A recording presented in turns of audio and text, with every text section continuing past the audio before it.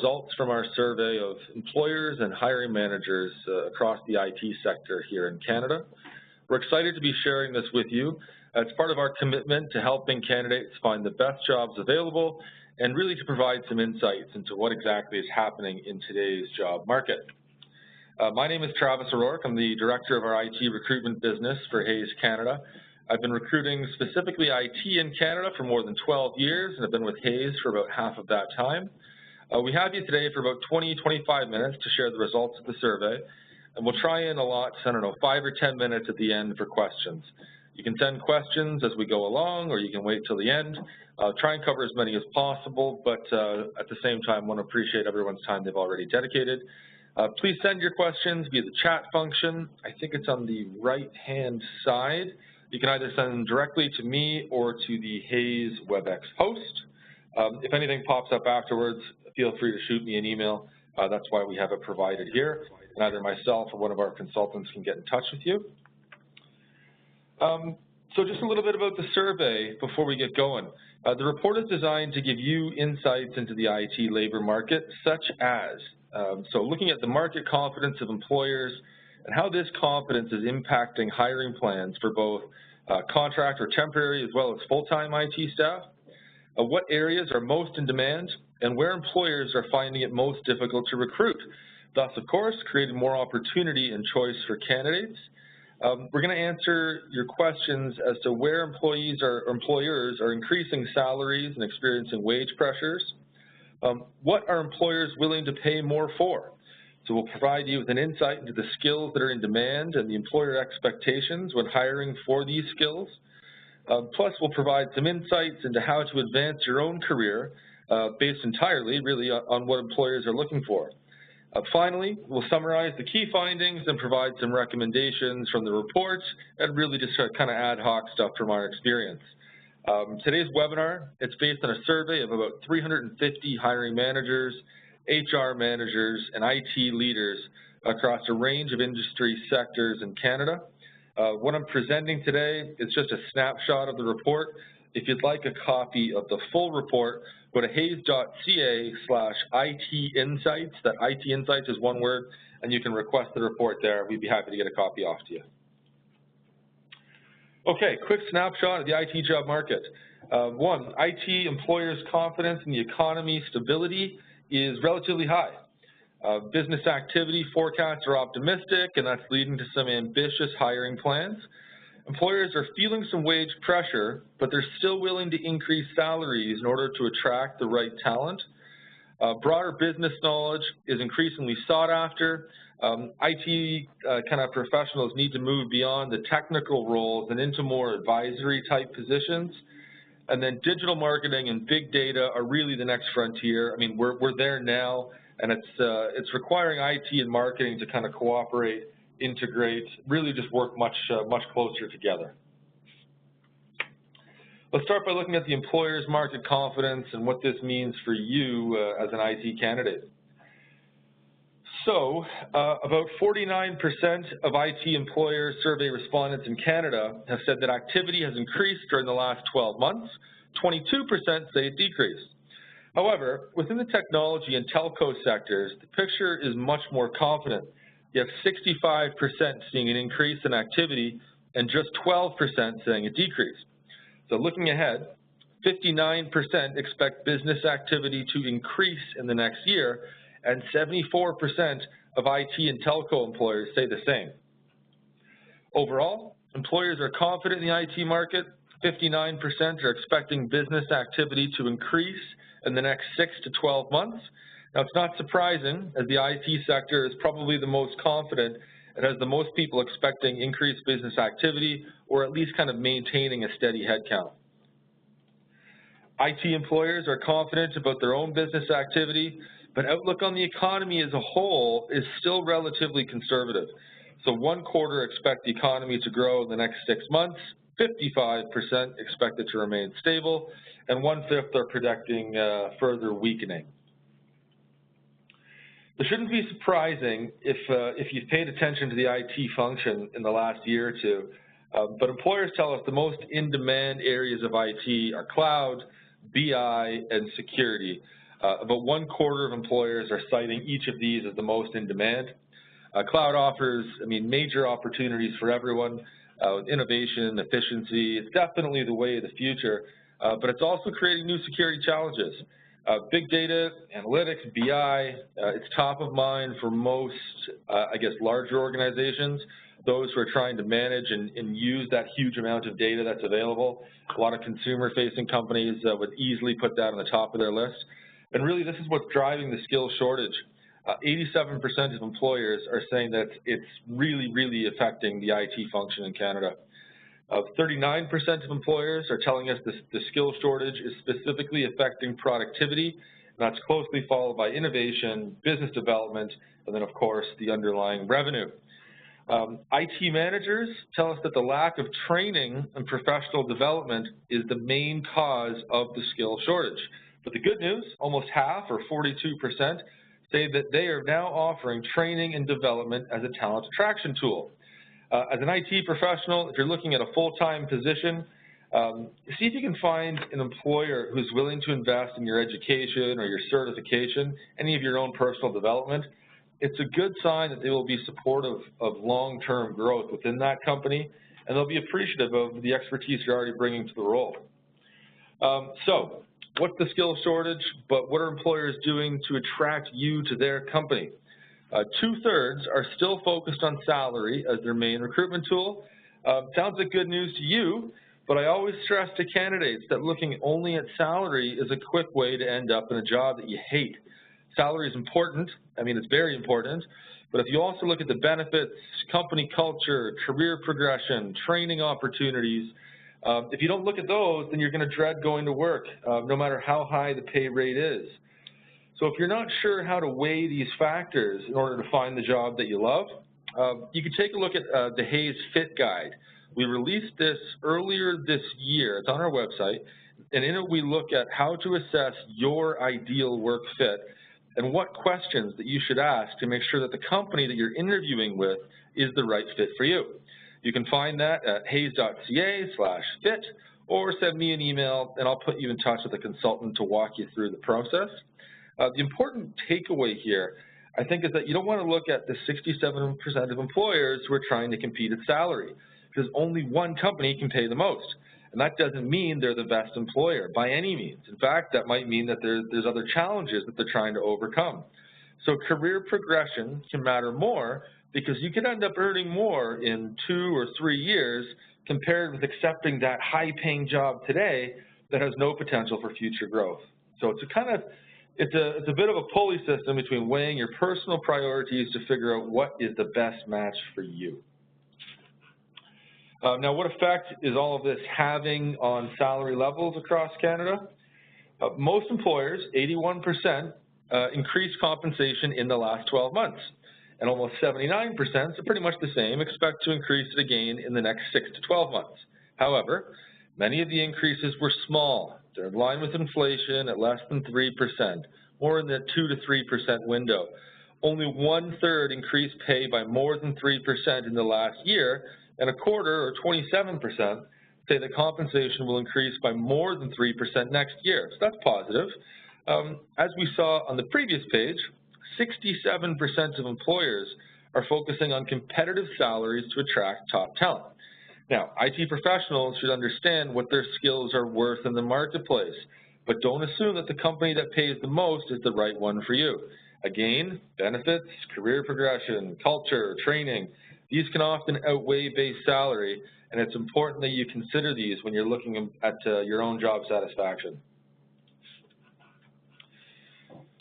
Okay, now, breaking down that insight even further, let's look at whether employers are willing to adjust salaries on a case-by-case basis to get candidates with the right skills. The answer, resounding yes. 2/3 would increase salaries to attract the right talent. Now, from my experience, the pieces that employers are looking for are the hard-to-find technical skills, the always sought-after soft skills, but then lately business acumen is coming on the table more and more. The number one thing I hear from clients is they want people who can communicate and can communicate to everybody in the organization. Now, this to me highlights the importance of being able to demonstrate your business knowledge and the ability to bridge the gap between the technical side and the business side.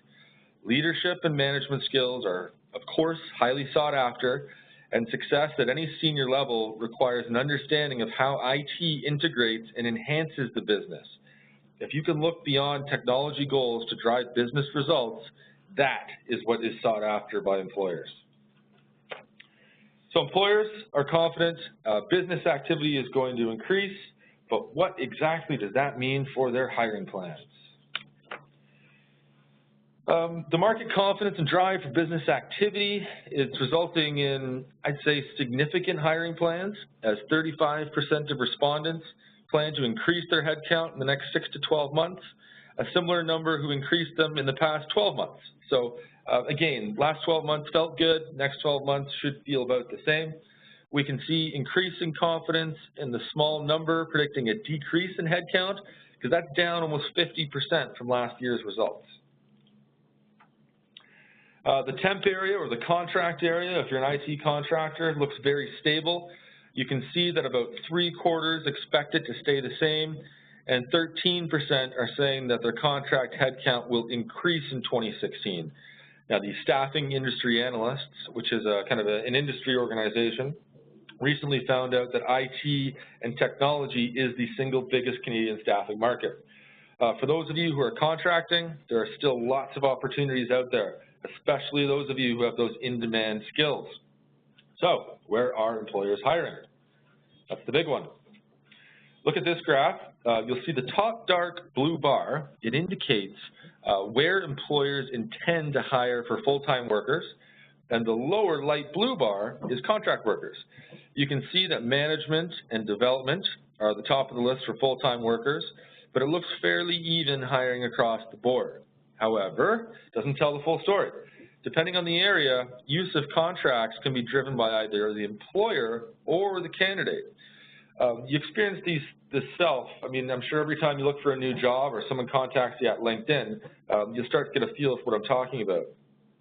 So as an example, you get a large number of help desk candidates in the market, and this allows employers to offer shorter contracts and lower compensation. Whereas the shortage of developers means that skilled candidates can opt out of full-time opportunities in order to project hop to companies that are willing to pay high rates. So if you're in one of the categories here, such as management, development, cloud or BI, security, then you can expect more job opportunities, and you'll be able to negotiate these things that are important to you. If you're in one of the categories, though, that's being driven by employers, I suggest upskilling your own time to learn some in-demand languages or skill sets that you can take advantage of the hiring climate in these hotter areas. Competitive edge. So how do you get ahead in the market? That's what we all want to know. Technology is obviously getting bigger and bigger, and you'd be pretty hard-pressed these days to find an organization that isn't investing in technology, and it's creating exciting opportunities. It's a good market for candidates, lots of choice, lots of opportunities. My advice, right off the bat, understand that the best job is relative. Having a picture of what you want to achieve long-term is essential, especially in a market that's so rich with opportunity. Defining your goals ahead of time before you start searching is essential to assuring that you're building a career path that's going to help you achieve your long-term goals. You want the best job for you long-term, not necessarily the best job for you in that moment. So the following section is some insights on what we believe gives you the competitive edge.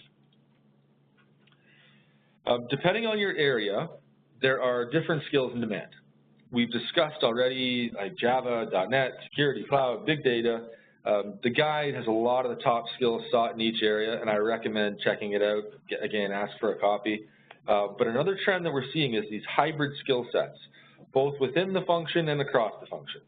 So for example, mobile, increasingly skill sought for the last, 3, 4, 5 years, but now we're looking for security experts. So as the mobile takeover continues to go after, mom and pop North America, it's presenting new and unique security challenges. We're also seeing some demand from IT managers who have competencies from outside the function, such as workforce, financial, or vendor management. New trends, some interesting stuff. I mean, it's happening. You see it in the news every day, I'm sure. A lot of employers are seeking AI experience.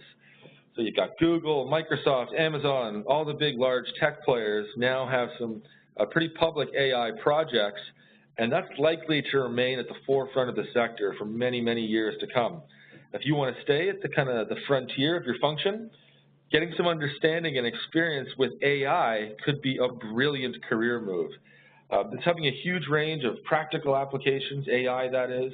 I mean, we've all seen about Google's or Tesla's famous self-driving cars. They're expected to be ready for the consumer market by 2020, or probably actually less than that. You can also look at Google search results these days. There's a lot of cool stuff happening where it's tying your friends and your family together, where if you're looking for, I don't know, like a Christmas gift or a birthday gift for your wife, it's able to tie your network together and actually make predictive recommendations based on their searches. More kind of an altruistic approach, there's a lot of kind of home care robots rolling out in Asia and Japan, and they're taking on not just the aspects of safety and emergency response, but they're socializing with the elderly, keeping them engaged in the world around them. And I think we'll see a lot more applications like this in the future. It's helping to address some of the major issues of the aging population. So anyways, kind of translation, AI is the future, and anytime that you can get involved in the forefront of new tech, you're obviously able to kind of control your own destiny.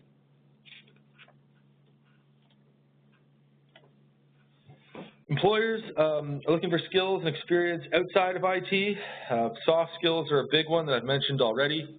Employers that we work with at Hayes are willing to consider increased compensation for IT professionals that can lead a team, work with company leaders, and communicate technical information in clear, simplified terms. This is reflected in the survey results as management tops the list for IT roles that employers are hiring for. I think we've heard for years and years the baby boomers are leaving the workforce, and I think this survey result is starting to show that that's actually happening. Another big area is business acumen. If you aim to become a manager or above, then you'll need to be more than just a technical expert. Companies are looking for information and technology leaders who have a vision for the future of the business. You need to be able to develop and implement plans that match the tech side with the business in order to achieve corporate goals. We did a report called The DNA of a CIO, and it found that the leadership and business acumen were the two critical pieces for moving beyond a technical role into management and the C-suite.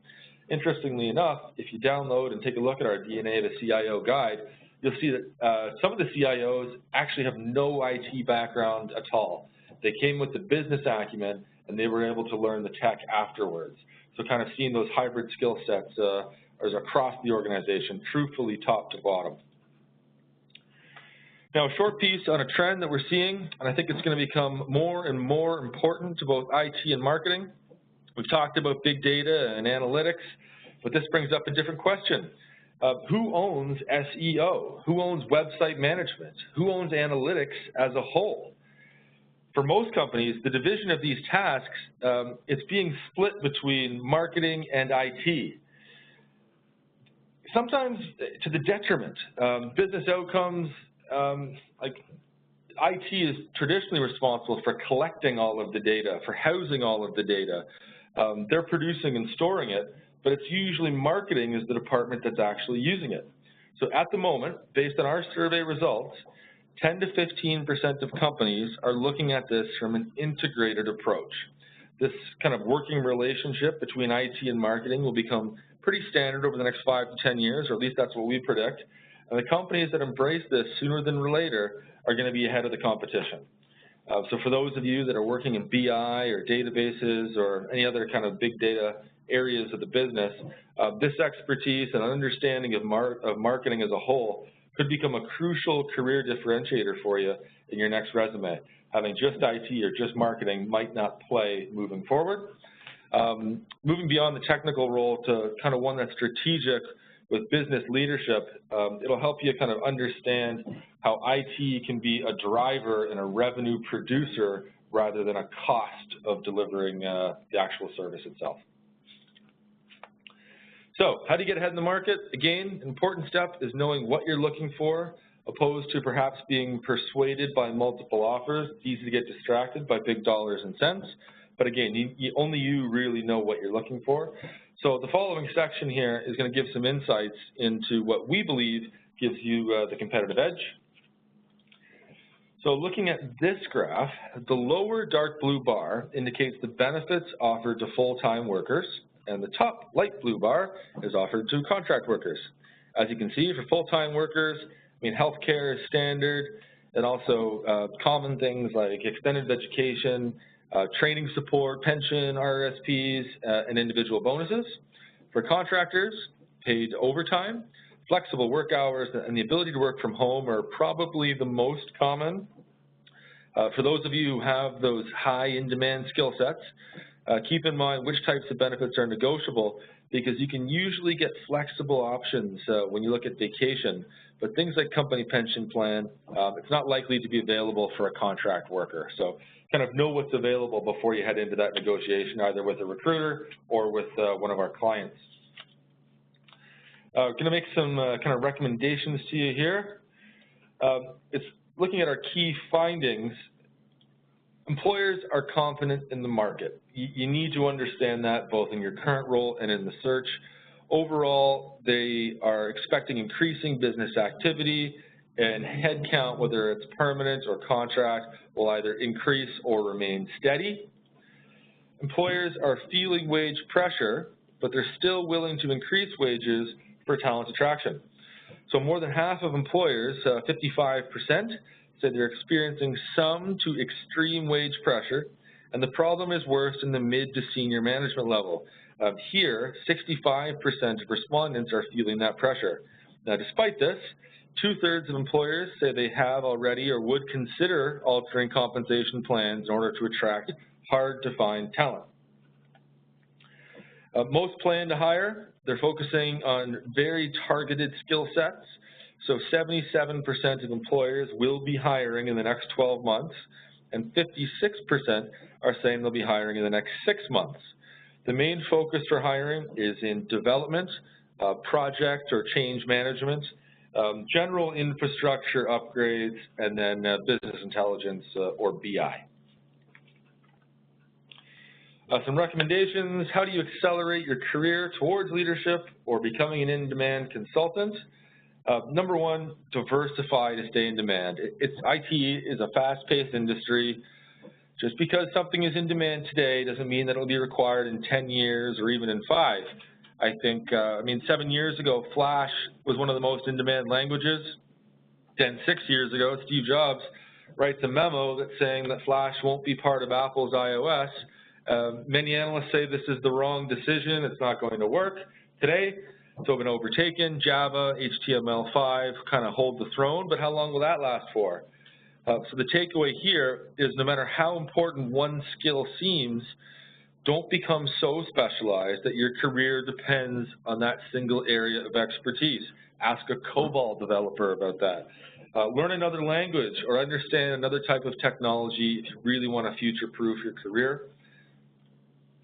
Plan ahead, look at your career path, try and map something out 5-10 years down the road.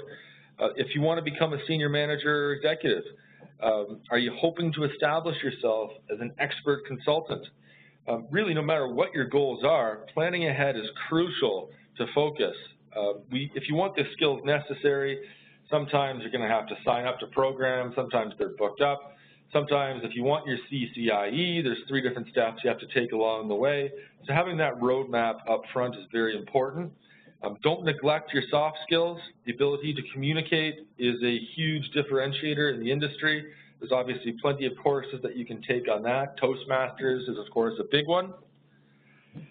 IT needs to move, as I said earlier, from being a cost center to a business driver. And for this to happen, IT leaders must move beyond technical skills into leadership and management. So if you can connect your IT goals and your tasks to the larger business goals, then there's an excellent chance that you'll be able to better align with, the senior staff within your own company. That is really what transitions you from being a technical expert to a business leader. If you want to be somebody that's sought after for advice, you need to know how tech talks to business. Simple. That's all I've got to cover for today. Again, this is just a snapshot. Please send through any questions to me using the chat function. I'll do my best to respond. I know we're probably only got about 3 or 4 minutes left here. The full report itself, it'll be released on Monday. You can request it today from hayes.ca/itinsights. Everyone who registered for the webinar will receive an email with the download link at some point next week, probably Monday or Tuesday. So if that, I'll just take a quick look at any of the questions that are coming through. What regions were polled during the survey? Are there regional differences? Yeah, absolutely. I think we got a load of response, obviously, from Alberta. There's the hiring plans there aren't as strong as they would be elsewhere in the country. I don't think that's going to come as too much of a surprise to anyone, given what's going on in natural resources. Within Ontario, development is huge, security is huge. A lot of that is being driven by kind of the retail client-facing organizations, but as well as the big financial sectors. See if there is anything else coming through. What's your email? That's fine. So it's firstname.lastname@hayes.com. It's up there on the screen now, I believe. And I think that's all we have right now. Thank you very much. Oh, you know what? Sorry, we have our contest winner, which is Yuri Tan. Excellent. Thank you very much. And I really appreciate everyone for joining us today. Thank you very much for your time. Please feel free to reach out to a Hayes consultant, and we'll be able to get you a copy of the guide at some point next week. Thank you very much.